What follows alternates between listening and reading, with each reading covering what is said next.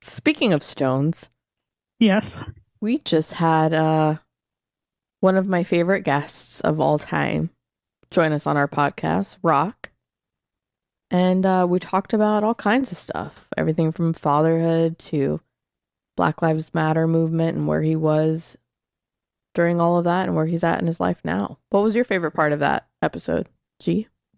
I just liked how he's able to talk to his daughters and have adult conversations with them and not sugarcoat it. And also the fact that, that he has support and that he's not in this all by himself. Right. It takes a village sometimes to get through things in life, and he's definitely built his village and personally he's one of my friends that I know I can call on for anything and he'll be there. Much like when I asked him if he would record a podcast that he didn't know that I had.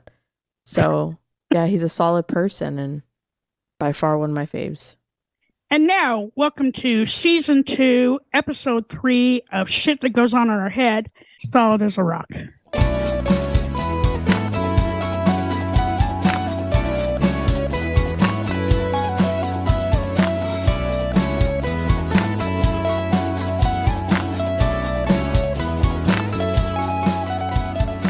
Welcome to another episode of Shit That Goes On in Our Heads. I'm Dirty Skittles. I'm joined here by G-Rex. And today's guest is Rock. Rock?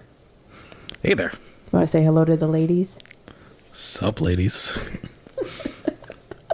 How y'all doing tonight? To the single ladies out there. Rock is also single, right? Like long walks on the beach. Don't like the sun. My tan is good enough. And sand gets everywhere. But we'll make it work, ladies. Holler at your boy.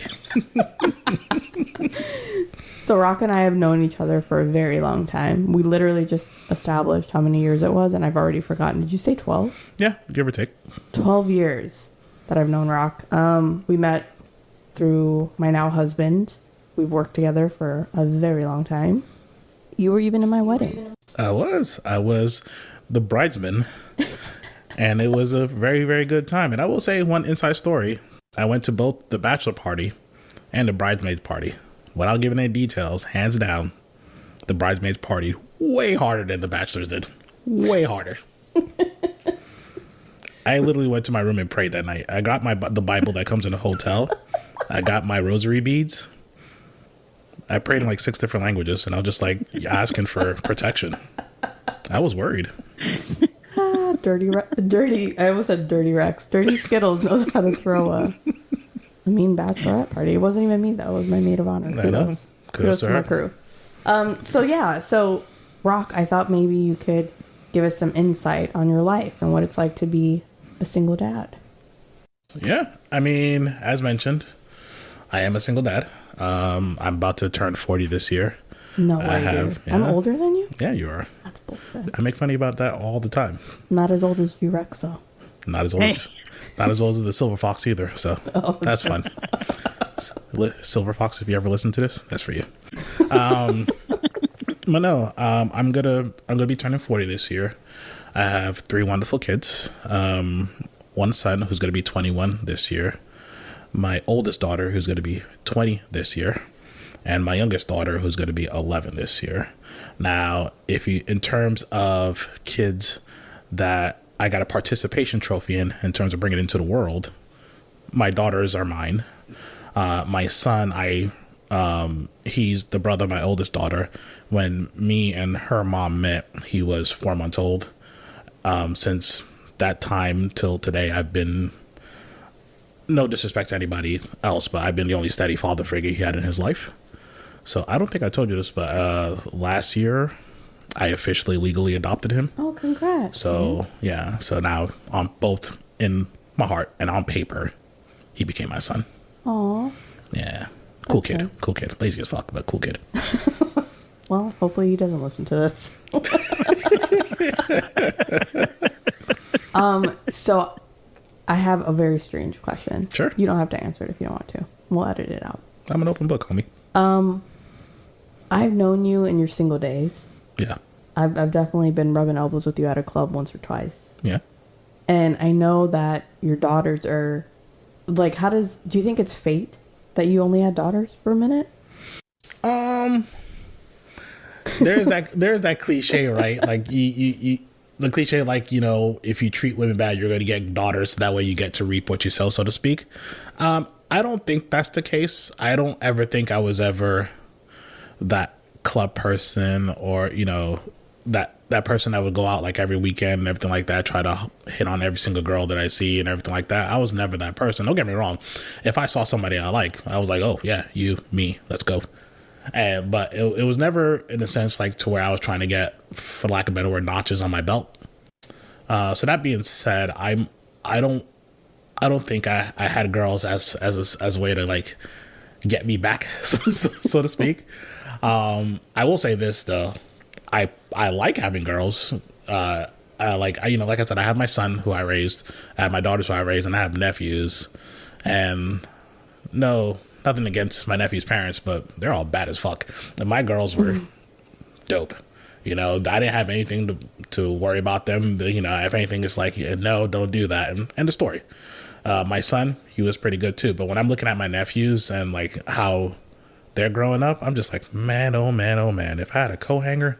Oh my word. Like, they are bad. They are bad. So just for clarification, I think the reason I was asking, it wasn't so much like to get back, but I wondered what perspective that put on you as a single person, having daughters now, like having to raise females who may or may not, date. Yeah. It's been interesting because like my oldest daughter, she recently just got into the whole online dating, and by online I mean the apps and everything like that. And, I had to give her the whole speech, like, all right, let me tell you something. All right. There's these different type of guys. There's the straight up Chads. That's like, you want me, blah, blah, blah.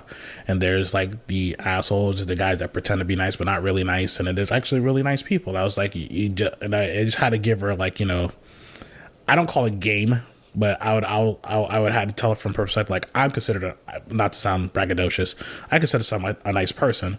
But there are times when I go out there and I'm just like, nah, I'm not looking for anything serious. I'm just want to, play guess where this goes and then call it a day. And so, and this is the hard part, talking to my daughter out, for me to verbally say, if that's what you want, I die inside. But at the same time, I don't want to give that.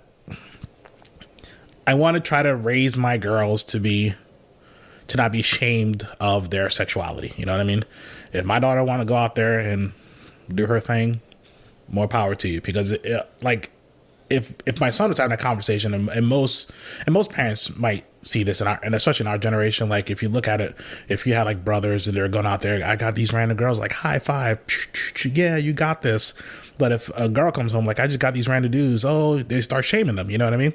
So I never want to put my girls in that situation to where they have to feel bad about them living their lives. Also, I wanted it to be comfortable, even though I don't want to hear it. I want them to be able to be comfortable to come talk to me about this type of stuff, And so that being said, so when it came to, with my older daughter, when it came to dating and everything like that, when she started doing all that stuff, it was weird having that conversation, but it was a conversation that needed to happen. And nothing against her mom. It's not, certain things are not easy for her to talk to her mom about. Mm-hmm. So she'll come talk to me about it. So I had to be like, take myself out of my own head to a degree, mm-hmm. and be like, all right, don't overreact. She's coming to you because she can't go to somebody else. So just woosah, be there, talk to her, go buy a gun. Oh my word. And then everything will be all right. So it's definitely interesting. It's definitely interesting. So Rock, I just have a question. Sure.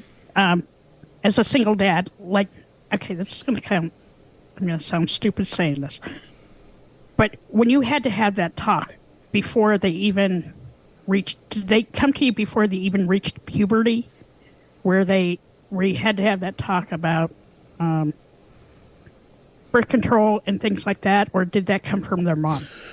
So my son, funny enough, never talked to me about that stuff. Like, yo, Dad, I'm about to go out and smash some butt. What do you want me to do? Mm-hmm. He never had that conversation with me. My oldest daughter, I got lucky due to a medical condition. She's already on birth control to help control some other stuff that's going on with her. So I got to bypass that. So really with her, it was more just having the conversation and just like understanding, like, you know, she had one boyfriend for like a week in high school and he sucked. I swear to God, if I was like younger, I would have kicked his ass. But he just sucked. And then, so, you know, that was her only experience in dating in high school. And I was like, I want to say that was like 10th or 11th grade. And they dated for like 2 weeks. And she came home, she was like, good. I'm just sitting here like, oh God, here we go. Because like in my mind, I'm like, it's just high school. It's not somebody you dated for like years to where you have a strong connection with. There's somebody that gave you, I guess, your first glimpse of attention in that capacity. So I get the impact of that, but it's not as long lasting. So once she got over it, she kind of took a pause for a long time. And the whole online dating thing just became more recent, maybe like in the past year. So with the timing, really didn't need to, with the timing of her situation, I really didn't need to have that conversation centered on birth control. You know, I jokingly say, like, you know, hey, just don't make me a grandpa at a young age. Or I jokingly say, please be a lesbian for like the next 5 to 10 years. Then after that, reevaluate your life if you want to. That's usually my little joke for her. And so like that's so that way I have a little bit of time. Because I would, you know, I would like to have some gray hair before somebody's like, hey, here you go, babysit this for me. Like, oh, you know. But I think I lucked out on that. With my youngest one, maybe not. I won't have that luck. But so far, with the oldest, I got lucky. Nice. So can I ask one more question? Sure. Yep. In today's environment, how much different is it raising your 11-year-old than it was raising your two oldest, your oldest son and your oldest daughter? In my experience, it's a huge difference because it's more technology is in front of their faces. You know, with my youngest, with my oldest ones, it was during that transition where kids were not as attached to a screen as they are today. So they weren't as exposed to things as they are today. I'll tell you a story with my youngest one. Maybe it was like, she's like I said, she's gonna be 11 this year. So this was maybe about like a year and a half ago. I was going through her tablet to plug it in, charge it, and all that stuff. Check the browser history. She had like 10 pages of history of porn lookup. Like, not like, you know, let me Google boobs. She went to actual websites and she had videos queued up. I'm like, oh my God, you're 10 years old, you know? How are you learning this stuff so early? Now, I'm very careful about looking over my shoulder once or twice, like before I get the Jergens out, you know, just like making sure that nobody sees nothing. So to me, it was like, that blew my mind because I would have never had that with my other kids, you know what I mean? So to see that a 10-year-old is just looking at that stuff, I say on her own. She blamed it on her friend that lives in the neighborhood. Who knows? But to see my 10-year-old, like, you know, be exposed to that at such a young age. And the reason is because they have like a piece of equipment that connects them to their world in their hands 24/7, you know? Not that I'm like, you know, the type of parent that's like, here's a tablet, go away, leave me alone. But, you know, while I'm working and if I'm doing something, it's very common for them to have the device in their hands. And I thought I did a good job about be like, you know, let me block this, let me block this, let me block this, let me block this. The kids find a way. They find a way to break all the rules. How did you handle that situation? I did it. I called her mom. I was like, hey, just so you know, this is what I found. You know, what do you want to do? And we kind of game planned the plan together and everything like that. And then we handled it that way. You know, we did ask her, like, you know, hey, where did this come from? She blamed it on one of the kids in the neighborhood. So we didn't yell at her, like, you know, this is bad, but it's more so like it's inappropriate, if that makes sense. You know, and I will say this for all of my kids. I have 2 baby mamas, you know, mothers to my children. I will say this, one thing that really has helped me, you know, you guys said I was single dad earlier. I kind of think of it as a co-parenting, if you will, because it's not like the mothers are not in the picture at all. But it does help to have that level of communication between both parents to make sure that what you're doing is the best outcome for the kids. Yeah. Yeah, I mean, I think the way you approach it was well. Like, you did a good job. I can't imagine my dad having found my stuff at 10 and coming and approaching me for everybody that knows Crazy 8 doesn't typically. It was crazy. I was looking at it. I was like, oh my God. Oh my God. Send this to myself. Oh my God. Oh, no my God. way, What is she dude. Googling? Man. This might be a silly question, kind of going off of what G-Rex asked. How hard is it to raise a girl versus a boy? Is there a difference? Do your tactics stay the same, or? There's some pros and cons. Behavior wise, again, in my personal experience, the girls definitely did not cause me any type of behavioral problems compared to my son and compared to my nephews, like I mentioned earlier. But there are some things that, as a father, I can't address. Whenever they start going through puberties and stuff like that, I can't necessarily explain everything. I could Google stuff and try to explain stuff, but I can't speak to it from a personal experience. So that's why, like I mentioned earlier, it's really I'm fortunate that, one, their respective mothers are good moms and they're able to help me out with things of that nature. Two, I have a very good support system since they were born on my family side and everything like that. Because, as an example, like me, when I'm doing their hair, washing it, I do all that stuff. My hairstyles, you got a ponytail, pigtails, ponytail to the side, left or right. Those are my hairdo choices.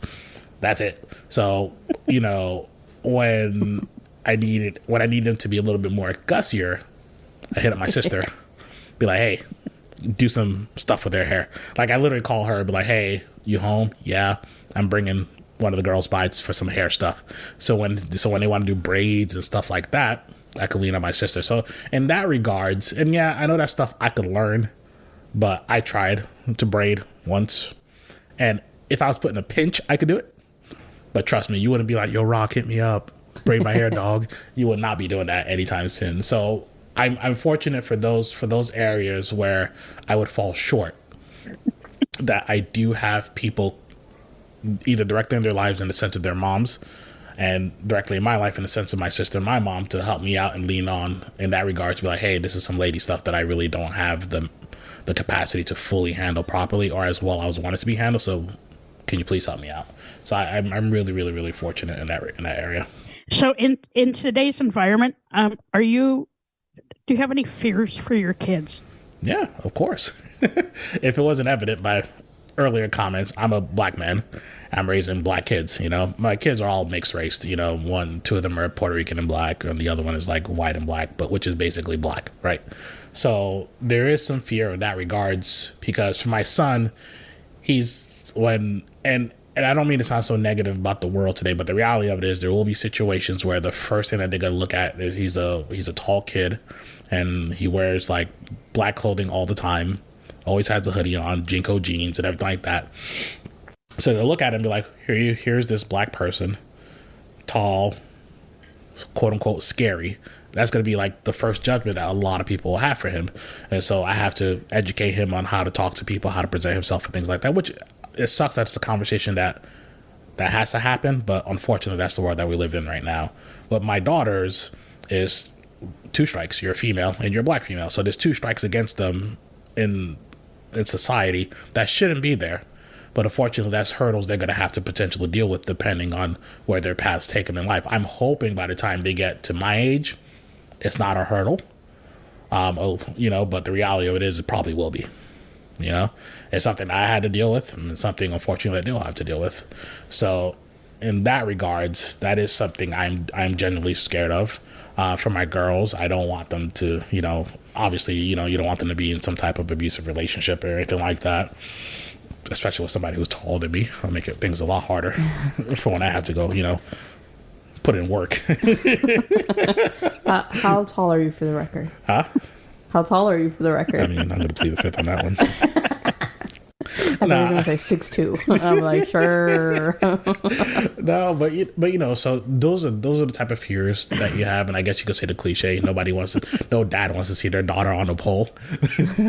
Not to diminish that line of work, but there's the little common fears like that. But the big ones is mostly just understanding how, unfortunately, some people in society will perceive them, and making them understand that, be honest with yourself. Don't keep yourself in situations that you're not genuinely happy in, because I'm pretty sure most people have friends where they just keep themselves in a very shitty situation just because I don't want to be by myself. I don't want to do something else. And then you're just like, no, just get out of there. Life is so much better if you just keep your mind open that there's better options out there. So I try to emphasize, obviously with the 10-year-old, with the 10-year-old, she's a little bit too young to understand that. But, with the older ones, I try to be like, hey, it's okay. Yeah. Since I've known you, you've always been pretty level-headed and pretty reliable. And as you're talking about raising your children and having that family and that support system, how much do you think that that's actually influenced who you are today as a parent? Oh, 100%.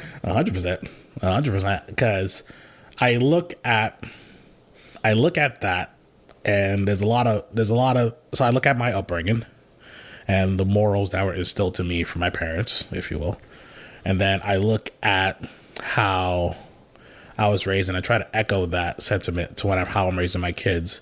So you look at how you're raised, you always, I'm a child of an immigrant. So it's like always be respectful to your elders, work hard and everything like that. So, and, be good to people in general. So that's the way I've always approached life. Whenever I have a job, I give it 100%. Whenever I meet people, I treat people with kindness and courtesy until they give me a reason not to. And so that's definitely helped me establish relationships and with all types of people from all walks of life. And then that in turn influences me because I get to see how different people live their lives through different lenses. And I try to do my best to incorporate the pros from different people and see how can I take a positive from your life and incorporate it into my life. Will that make a positive for me?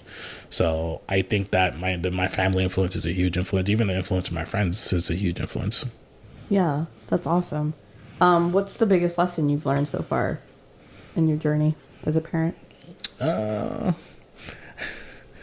There's no perfect recipe. And what I mean by that is there's my way of raising my kids doesn't necessarily translate to how you could raise your kids or anybody else's kids. What works for me works for me. But the one thing I would say that I would hope is universal that a lot of people will take into consideration is that, don't think you have to get it right out the box. It's okay to make mistakes. Just learn from that mistake, learn from those mistakes, and improve for the sake of yourself and for the sake of your child. That's the way I have to approach it. If I try to do everything perfect, I'd go crazy by now. Yeah. I'd go crazy. Yeah, dude, seriously. Let's see. What else, man? I'm trying to think of how deep we're trying to get here, but go deep. If to kind of go back on today's day and age and race and nationality, there was two things I wanted to ask you. One of them was I vividly remember a time where it was during COVID actually.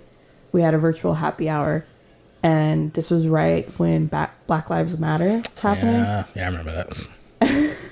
We can cut it out if you don't want to talk about it. No, that's fine. I'm curious because I obviously am not in that situation, so I'm just very curious how those conversations, if any, that you had with your children, how did they go? How did you have to talk about it as a family?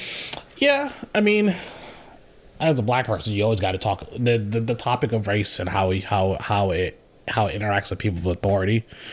Even if the whole Black Lives Matters movement didn't happen, that conversation always happens because I've been in situations prior to Black Lives Matters to where it's been something as simple as I go to a barbershop and I walk in, they're like, we don't cut your type of hair here. That could be perceived as hey, you're at Great Clips, you need to be at the sports cut down the road.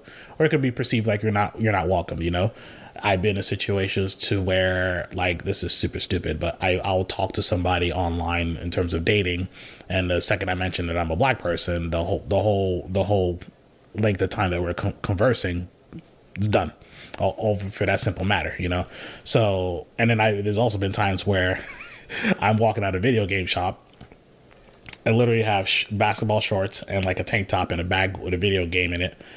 There's a cop standing at the door. He calls him a random name, I think Jerome. I don't turn around. And then he calls it again. I still don't turn around. At this point in time, I'm literally the only person in the parking lot. But when he says it the third time, I turn around. I was like, I'm assuming you're trying to get my attention. Why didn't you turn around when I called you? Because my name's not Jerome. And he was the whole time, hand on the gun. Whole time. And like, and like, I'm thinking to myself, I'm not a threat. Like, it's not like I'm having anything to where something could be perceived hidden on me. I'm wearing basketball shorts and a tank top, and I literally walked out the store with a GameStop bag in my hand. So, and that whole confrontation, and then he he was very aggro with me because he was mad I didn't respond to him. But in my mind, it's like, why would I respond to a name that's not my name? And, I had to show him his ID. I showed him my ID, and he held me there for like 30 minutes. And the whole time, hand on his gun, just asking me random questions. Even after I showed my ID and I established my name is not Jerome. So if I'm not the person that you're looking for, why are we here? Why are we still talking? So all those things happened to me before Black Lives Matter was a thing. And all those type of things have happened to multiple other people of color. Because let's be real, it doesn't just happen to Black people. It happened to just people of color. We'll just leave it at that. And so when the movement happened, and prior to the movement happening, I talked to my kids about it, that type of stuff. And then when the movement happened, it was like more like it was plastered. And since the Black Lives Matters movement impacted more I won't say impacted, but it kind of motivated the younger group to pay attention to that stuff. It was more just saying like, hey, this is why I've been telling you guys what I've been telling you guys, because stuff like this happens. The only difference is the stuff like this has been happening. The only difference now is that everybody has a cell phone or a camera on them now. So it's put into the forefront a lot easier than before. So, damn, that I don't even know what to say to that. That like it's so. Yeah, it's life. It shouldn't be that way, but like I look at it this way. It sucks. It happens. I have the mentality to bear it. I have the mentality to go through with it and to persevere through it, and just to make sure that I'd rather it happen to me than to my kids. And so if I have to deal with that 10 times so that way my kid doesn't have to deal with it one less time, I'll happily deal with it. Yeah, for sure. And and for every bad interaction there's at least 10 or 12 positive ones with different people. So I feel like the scale to a degree balances, which might be controversial to say, but it's not to belittle those events, you know what I mean?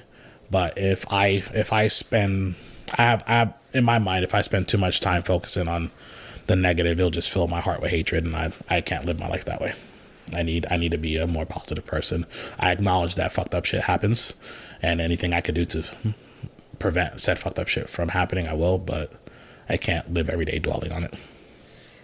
This goes back to something I said in one of our season 2 episodes that hasn't aired yet, but I get so protective of friends and family, and like just hearing you having to like this is part of your everyday, and like it's a fact that is for you, and that it's not something that it's not a conversation that I had to have, right? Like it wasn't, we knew what was going on, and Bizzle and I were sitting in the living room watching the news. We were in Georgia when this was going down, and we had that happy hour, and you were sharing real experiences that you have had. And I just remember getting angry then, and I'm getting angry now, and it pisses me off that that's just something that you have to deal with, period. What I always tell people, whatever, like one of my local bars that I go to all the time, the owner loves having serious conversations with me, especially when I'm drinking. I don't know why, but he loves it, but it's okay.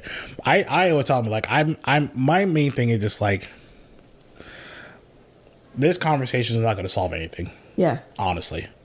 But what's important is that we're having the conversation. A lot of people are afraid to just have the conversation, have the honest conversation, I should say. And not a conversation when I'm pandering to you, or you're pandering to me, or I'm trying to prove my point to you, or you try to prove your point to me. It's just having a conversation. My thing is, like, when I talk to people about anything, I just want to understand where you're coming from. And hopefully, I want you to understand where I'm coming from. That's it. I'm not trying to get you on my side, and I'm not going to try to get you, I don't want you trying to get me on your side. I just want you to understand the path that I walked, and I want to try to understand the path that you walked. Hopefully by just understanding each other, we could see, oh, okay, and come to the conclusion ourselves that, you know what, I see where they're coming from. Maybe the way I thought about this or that needs to be reevaluated. Because once you start trying to like tell people like, this is how it should be, this is how it should be, this is how it should be, it stops being a conversation, it starts being a debate or argument. And then you really don't get anywhere that way. So when I've talked to Bizzle about this stuff. I talked to many people in our friend group about this stuff. I talked to people at the bar I go to a lot about this stuff. And they're like, you don't seem like a quote unquote angry black man. I'm like, because I'm not. Like I'm angry, but I'm not. It doesn't. What purpose does it solve if I'm yelling and screaming to somebody that's actually trying to understand something? So I just approach everything just like, let's just have the conversation. Let's see where you're at. Hopefully you'll see where I'm at. And let's see from there, we could build and try to get somewhere. But if you're not willing to have that conversation, then there's no point. There's no point, in my opinion. I was just going to say that it sounds a lot like, just for me, because I'm a lesbian, right? So in the LGBTQIA plus, with all the crap that's going on in today's world, I mean, it's a lot of crap for us. Yeah. You know what? I don't walk around as an angry lesbian because why? We get nothing out of it, right? If you don't like me, I don't fucking care. And I just kind of walk away from that. But if somebody wants to have an intelligent conversation about it, about why I am the way I am, I'll do that. But you know what? I'm like you said earlier, I hope that in the next 20 years, we're not having these same kinds of conversations. Yeah, I agree.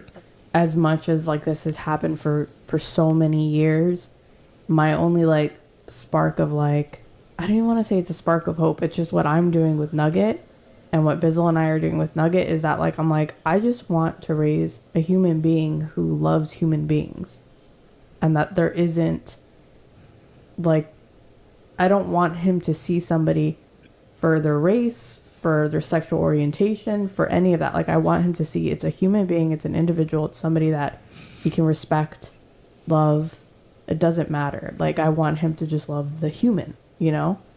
And maybe, I mean, hopefully there are other people that are out there that are doing the same thing. And maybe one day we can just love each other, you know? Yeah, I agree. Plus the Nuggets, he's cool people. He has good influences. he has good influences around him. That's my little Nugget. Yeah, I mean, I think exposing him to different people is like key, and teaching him like we're all humans. Yeah, a lot of this stuff comes from just like a lack of knowing, you know, and a lack of bad source information, like, you know, people that passing down bigotry and hatred through religion, family, and stuff like that. And a lot of times, once you actually open up the individual to just real life experiences, and hopefully if they haven't been tainted, but you know, once you open up to real life experiences, stuff like that, then they sometimes, you know, they could come up to their own conclusion. Hence why I emphasize, let's just have a conversation. I don't need you to like me. Let's just talk. And then maybe I might say something that you didn't know, be like, oh, for real? That's how it is? Word? Damn, son, you know? And then next thing you know, I got a new BFF. Aw. Well, you're likable. Yeah, I have my moments.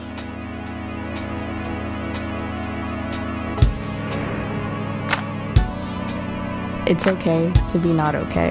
Just make sure you're talking to someone.